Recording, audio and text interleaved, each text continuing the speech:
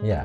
Khususnya dalam kasus misalnya akun Fufu Fafa, anggap begitu ya Pak ya. Dan Pak Mahfud pun termasuk orang yang mendesak supaya itu segera dibuktikan secara hukum oleh pihak kepolisian. Iya.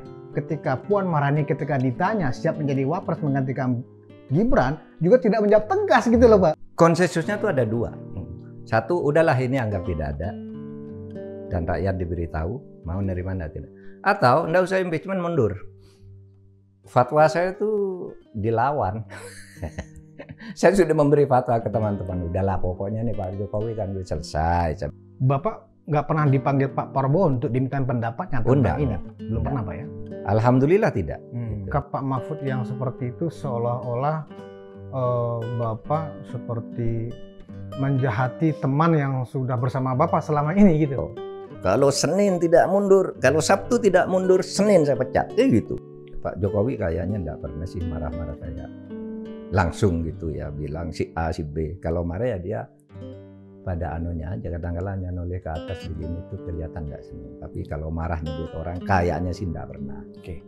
Bismillahirrahmanirrahim. Assalamualaikum warahmatullahi wabarakatuh. Sobat-sobat ngabaring kabar terkabar. Semoga selalu dalam keadaan sehat walafiat serta diberikan rezeki yang halal, berkah, lancar, dan juga banyak. Mahfud MD memberikan pandangannya terkait akun Fufu Fafa. Isunya yang liar itu bahkan menjadi senjata para pembenci Presiden Jokowi untuk menjatuhkan atau melengsarkan Gibran menjadi wakil presiden. Bagaimana tanggapan Prof. Mahfud? Mari kita simak saja videonya bersama. Let's go. Nah, sekarang ini yang dibidik itu kan memang wapres terpilih, Pak. Ya. Khususnya dalam kasus misalnya akun Fufu Fafa, anggap begitu ya, Pak ya. Dan Pak Mahfud pun termasuk orang yang mendesak supaya itu segera dibuktikan secara hukum oleh pihak kepolisian. Enggak, saya enggak pernah bicara Fufu Fafa loh. Ketika saya ditanya, saya enggak tahu soal Fufu Fafa. Tapi saya menyatakan kalau itu benar dan mau dijadikan alasan, itu bisa. Itu bisa. Ya gitu, iya. Tapi saya enggak bicara apakah Fufu Fafa itu benar dibuat oleh Gibran atau apa. Saya bilang minta maaf, saya enggak pernah mendalami hal gitu. Tapi mana kalau itu memang terbukti, kalau itu bisa. Terbukti, bisa. Karena itu pidana, Pak ya, bisa. atau perbuatan tercela. Bisa, perbuatan tercela. Nah, jangan ke pidananya. Kalau pidananya enggak masuk, karena kalau pidana hanya 4. Oh, berarti perbuatan tercela, masalah moral, masalah etika. Iya kan? Oke. Itu bisa. Nah, itu pun gini loh. Seru juga ini, Pak. Seru. Itu pun harus Anda tahu. Itu perlu kesepakatan partai politik. Karena gini, nanti kalau ada itu upaya penjatuhan kan harus sepertiga dari seluruh anggota MPR itu mengusulkan dulu. Iya.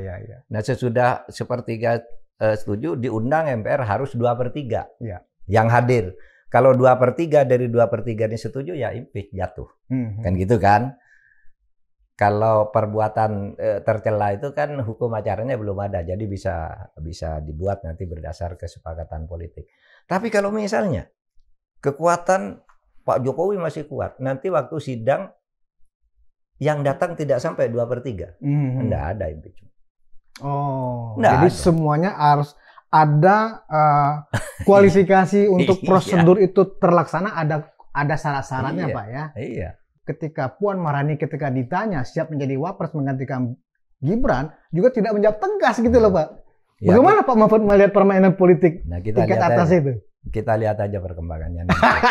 karena itu harus tidak bisa menganalisis Mbak Puan, Anse, Pak Prabowo, Gibran, Anse.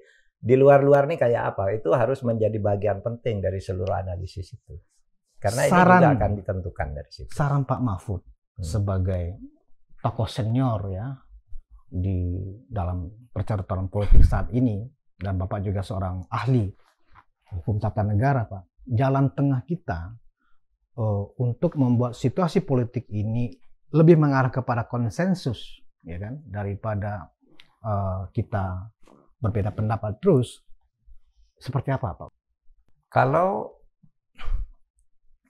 gerakan politik menggelombang tentang impeachment, tentu yang perlu dilakukan itu tidak perlu sampai ke sidang impeachment, tapi konsensus. Konsensusnya itu ada 2. Satu, udahlah ini anggap tidak ada. Dan rakyat diberitahu, mau nerima enggak tidak. Atau enggak usah impeachment, mundur. Bisa kan? Bisa. Maksudnya Mas Gibran mundur aja gitu? Iya. Kan bisa seperti dilakukan Pak Harto dulu. Daripada sidang rame semua malah tambah jelek. Lalu Pak Harto saya minta berhenti aja. Selesai. Berarti pemicunya eskalasi? Iya. Masa? Iya, waktu Pak Harto begitu. Iya, ini juga tergantung kekuatan di luar kan gitu. Kalau saya, ya lebih baik konsensus sejak awal aja. Misalnya partai-partai politik ya sudahlah, diminta Mas Gibran turun atau di impeach, bisa kan dalam waktu sehari 2 hari bisa dilakukan kalau kayak gitu. Atau kalau impeachment melalui pelanggaran pidana itu bisa sampai berbulan-bulan kan. Di MK saja 3 bulan, terus di sini 2 tahap lagi. Itu lama, nanti dari MK kembali lagi ke DPR, masuk ke MPR lagi. Lama itu bisa setahun lebih. Tapi kan, kalau pakai pelanggaran etika atau tidak memenuhi syarat lagi, prosedur untuk ada judgement bahwa itu melanggar etika itu kan yang panjang juga prosesnya. Enggak juga kalau kayak Pak Harto itu apa? Kan sebentar tuh. Mulai tanggal 14 Mei, Suwito bergulak, semua upaya dilakukan, akhirnya tanggal 21 ya mundur. Berarti iya memang kan? Sikap segera diambil dan para pemimpin negara ngambil keputusan. Itu bukannya tambah heboh Pak nanti? Iya, memang udah heboh. Kehebohan itu kan harus diselesaikan dengan kehebohan. Seperti gini loh, orang hamil 9 bulan, mulai dari bulan pertama sampai bulan ke-9 itu kan selalu sakit, muntah apa. Ketika akan selesai melahirkan, dia harus sakit. Iya kan? Baru selesai. Kan gitu. Ya kan gitu kalau kehebohan ya. Bahkan orang hamil itu kadang-kala enak sesudah mau keluar kok sulit. Pakai operasi sesar. Operasi sesar itu artinya jalan ekstra konstitusional. Iya. Jadi konstitusi mengajarkan operasi sesar. Kalau kamu tidak bisa dengan normal, pakai operasi sesar. Oleh sebab itu dulu Bung Karno mengeluarkan dekret presiden. Itu ada operasi sesar karena jalan konstitusinya macet nih, konstituan tuh ribut terus 3 tahun, negara terancam. Bung Karno keluarkan dekret itu operasi sesar.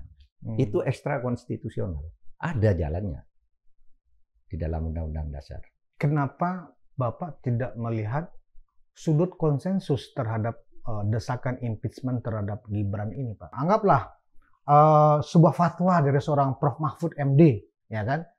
Saya yakin mereka pasti akan mendengarkan fatwa seorang Mahfud MD karena kita perlu konsolidasi nasional dalam menghadapi tantangan dan ancaman di luar yang lebih menakutkan. Fatwa saya itu dilawan. Saya sudah memberi fatwa ke teman-teman. Udahlah pokoknya nih Pak Jokowi kan udah selesai. Saya bilang kita. Dilawan Pak ya? Soft landing aja. Saya dapat. Nggak bisa. Gitu. Harus dibesarkan agar tidak terjadi lagi. Maka ya udah kalau Anda tidak mau ini jalan konstitusionalnya. Itu tadi ada operasi sesar, ada operasi biasa kan gitu. Itu semua pakai konstitusi aja. Dilawan saya. Di UGM itu kan terekam dengan jelas, ketemu dengan para profesor paginya seluruh Jogja ya, bukan hanya UGM. UGM banyak. Terus siangnya di rumah budayawan banyak lagi dosen datang. Saya bilang udahlah, nggak bisa katanya. Di sini juga para tokoh-tokoh yang ketemu beberapa waktu lalu saya bilang, ini kalau jalan kalau enggak ya udahlah anggap selesai, kita bersatu lagi ke depan gitu. Nah, oleh sebab itu sekarang fatwanya terserah pada bagaimana menyikapi gerakan yang ada di masyarakat. Bisa saja gerakan masyarakat itu nanti mungkin mereda sesudah Pak Prabowo dilantik, bisa saja. Tapi kalau itu menggelombang itu juga itu hak rakyat, ini negara demokrasi kan gitu. Bapak nggak pernah dipanggil Pak Prabowo untuk diminta pendapatnya tentang ini? Belum pernah Pak ya? Alhamdulillah tidak. Gitu, ya. Kapan terakhir Pak Mahfud ada komunikasi dengan Pak Jokowi setelah Pilpres Pak? Komunikasi yang resmi adalah ketika saya mengajukan surat pengunduran diri. Itu aja yang terakhir, Itu Pak? aja yang terakhir. Dan waktu itu baik-baik, bergurau dan sebagainya. Ya saling kirim salam sama istri lah kan. Waktu itu ada Pak Prate, aduh sayang nih, Bu Mahfud tuh dengan ibu-ibu tuh akrab sekali. Oh iya, istri saya juga seneng tuh kalau bertemu Bu Pratik, ketemu Bu Jokowi, saya bilang. Iya. Nanti saya sampaikan salamnya. Habis itu enggak pernah ketemu lagi, tapi juga enggak pernah konflik sih, enggak pernah benturan. Sesudah itu baru saya terus ngeritik sistem ya, sistem demokrasi. Tidak Pak Jokowi, tapi saya tanggal 21 Agustus itu, sesudah ada putusan MK yang kemudian mau dihancurkan di 21 Agustus itu, saya harus menyebut nama. Bersama masyarakat kan muncul Garuda Biru tuh kan, wah bergerak semua. Indonesia saya darurat, ya kan? Ya Indonesia darurat. Saya nyebut pada waktu itu. Ini masalahnya di sini, saya bilang gitu. Sejak itu, sebelum itu saya sopan-sopan saja, bekas atasan dan sebagainya. Bapak merasa bersalah nggak sih Pak dengan sikap Pak Mahfud yang seperti itu, seolah-olah Bapak seperti menjahati teman yang sudah bersama Bapak selama ini gitu? Enggak, saya enggak merasa bersalah. Saya merasa bersyukur bisa ikut mendorong itu sampai situasi seperti itu. Betul, saya merasa bersyukur punya kesempatan untuk itu. Anda bayangkan kalau saya tidak mundur dari kabinet, saya enggak bisa bicara apa-apa demi etika, birokrasi. Tapi karena saya di luar, saya bisa. Lalu ada yang mengatakan begitu di medsos ya, itu Pak Mahfud tuh enggak tahu diri. Masa ada menteri? Enggak ada selama ini menteri bisa mengkritik orang yang mengangkatnya. Saya bilang ini enggak tahu sejarah. Dulu Pak Harto itu dikebiri oleh menteri-menterinya kan. Ketika mau jatuh itu kan 13 menteri mundur, Bapak udah enggak pantas lagi kan gitu kan. Sesudah Pak Harto pun jatuh, mereka yang membuat ketetapan di MPR kan bekas menterinya semua tuh. Yang membuat ketetapan di MPR bahwa Pak Harto tuh pemerintahan KKN. Wah, kalau ini sih saya masih sangat sopan, saya cuma bicara begitu. Enggak bongkar-bongkar yang lain. Iya kan masih sangat sopan. Kalau Pak Harto, waduh, Pak Harto diancam oleh mantan menterinya yang paling setia bahkan. Iya kan Pak Harto. Kalau Senin tidak mundur, kalau Sabtu tidak mundur, Senin saya pecat. Gitu. Menterinya itu.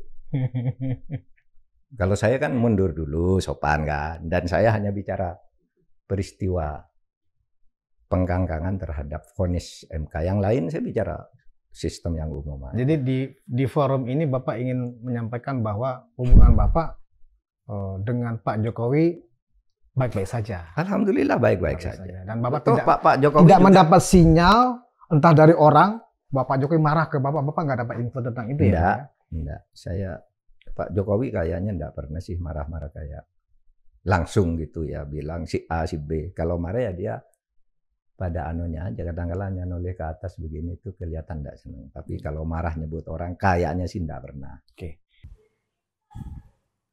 Ya, begitulah tadi tanggapan Prof. Mahfud terkait akun Fufafah dan rencana para pembenci Pak Jokowi dan keluarganya yang ingin melengsarkan Gibran jadi wakil presiden mendampingi Pak Prabowo ya. Bagaimana menurut pandangan kalian? Silakan berikan tanggapannya di kolom komentar. Wassalamualaikum warahmatullahi wabarakatuh.